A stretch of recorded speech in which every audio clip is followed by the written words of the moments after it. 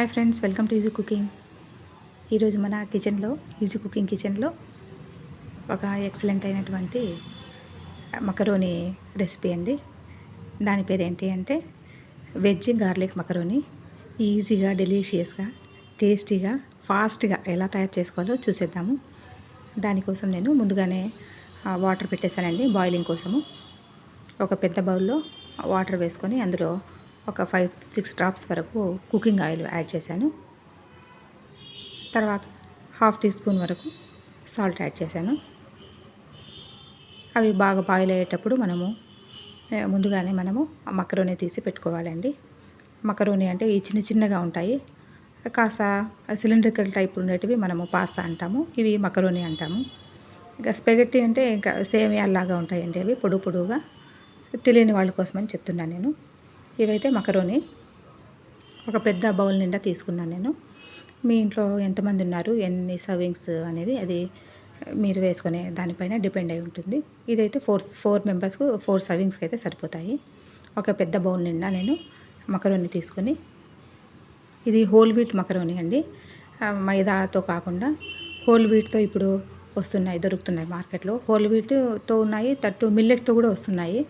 మిల్లెట్స్తో ఏమంత టేస్ట్ అనిపించదు, కాకపోతే మనకు హెల్త్ వైజ్ బాగుంటుంది. హెల్త్ పాయింట్ ఆఫ్ వ్యూ కోసము అది కావాలంటే తీసుకోవచ్చు. నేనైతే ఇది హోల్ వీట్ ఫార్టిఫైడ్ ఆటాతో చేసిందండి ఇది. దీంట్లో మనకు ఫైబరు అవన్నీ ఉంటాయి కాబట్టి నేను ఫోలేట్, బి కాంప్లెక్స్ ఇవన్నీ ఉంటాయండి. నేను ఇవి ప్రిఫర్ చేస్తాను నార్మల్గా. దీనికి తోడు మనకు ఇవి వెజ్జీస్ వేసుకుంటే మన తీసుకునే పాస్తాను మరింత న్యూట్రిషన్ మనం యాడ్ చేసినట్లు అవుతుందని నేను ఏవి చేసినా కానీ కాస్త వెజిటబుల్స్ ఎక్కువగానే వేసుకుంటానండి. మీరు కూడా ఇష్టం ఉంటే వెజ్జీస్ వేసుకోండి, లేకపోతే ప్లెయిన్గా చేసుకోవచ్చు. ఇది కలర్ఫుల్గా ఉండడమే కాకుండా మనకు అడిషనల్ బెనిఫిట్స్ కూడా ఉంటాయని నేను వెజ్జీస్ వేస్తాను.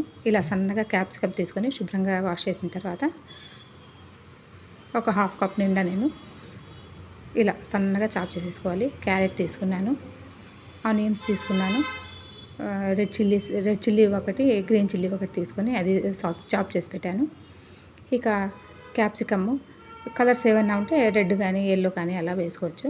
నా దగ్గర గ్రీన్ ఒకటి ఉంటే నేను గ్రీన్ ఒకటి, షిమ్లా మిర్చి కట్ చేశాను. ఇంకంత లోపల మనకు ఇక్కడ మకరోనీ కూడా బాయిల్ అయిపోయిందండి. మరీ స్టిక్కీగా, మెత్తగా, సాఫ్ట్గా లేకుండా ఈ మాత్రంగా ఒక 90% అలా కుక్ అయ్యే విధంగా మనము బాయిల్ చేసుకోవాలి. బాయిల్ చేసుకున్న తర్వాత వెజిటబుల్ స్ట్రైనర్ ఇలా ఒక చిల్లుల గిన్నెలో వేసుకుంటే మనకు వాటర్ అంతా స్ట్రైన్ అయిపోతుంది.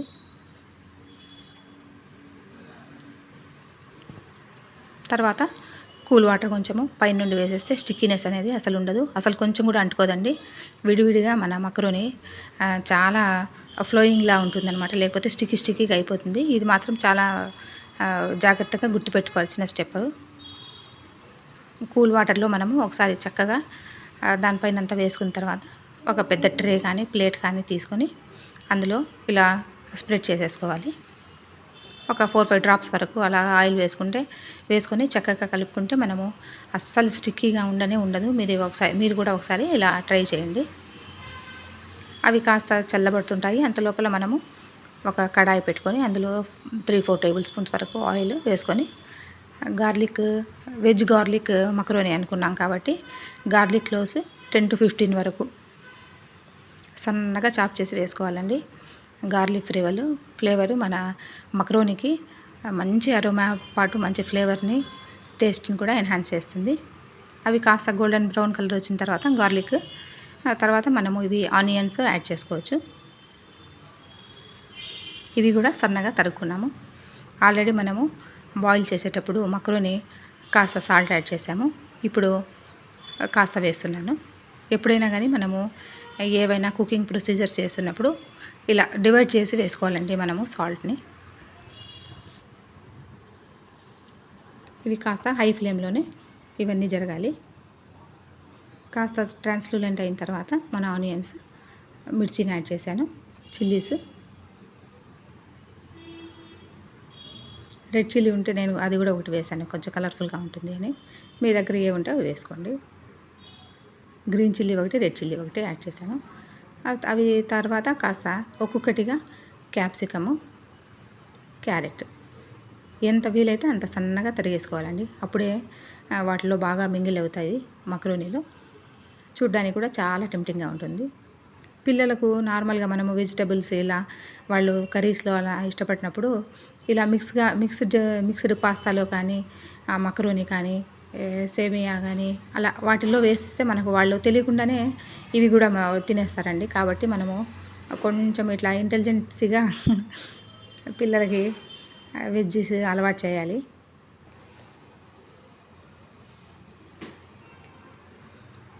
అవి కాస్త వేగిన తర్వాత మరీ సాఫ్ట్‌గా అవసరం లేదు. కాస్త క్రంచీనెస్ అనేది ఉండాలండి వెజ్జీస్‌లో.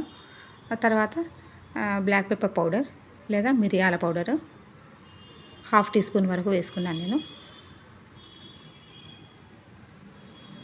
చైనీస్ ప్లస్ ఇండియన్ టచ్ 2 ఉంటుందండి ఈ మనం చేసే రెసిపీలో. ఇండో చైనీ టచ్ అని చెప్పుకోవచ్చు. తర్వాత కాస్త డార్క్ సోయా సాస్ ఒక క్వార్టర్ టీ స్పూన్ వరకు వేసుకోవాలి. ఇది మనము ఒకటి గుర్తుపెట్టుకోవాలండి. ఒక విషయం ఏంటి అంటే సాసెస్‌లో ఆల్రెడీ మనకు సాల్ట్ ఎక్కువగా ఉంటాయి. ఎందుకంటే వాళ్ళు ప్రిజర్వ్ చేసేటప్పుడు సాల్ట్ కంటెంట్ అనేది చాలా ఎక్కువ ఉంటుంది కాబట్టి మనము సాల్ట్‌ని వేసుకునేటప్పుడు బ్యాలెన్స్డ్‌గా వేసుకోవాలి. Tomato ketchup 2 table spoons of tomato ketchup వేసాను. తర్వాత పాస్తా సాస్ లేదా పిజ్జా పాస్తా సాస్ అంటారు. అవి కూడా ఒక 1½ టేబుల్ స్పూన్ అలా వేసుకోవచ్చు. తప్పనిసరిగా ఇవి వేసుకోవాలండి సాసెస్. అప్పుడే మనకు మంచి టేస్ట్ అనేది వస్తుందన్నమాట మన మక్రోనీకి.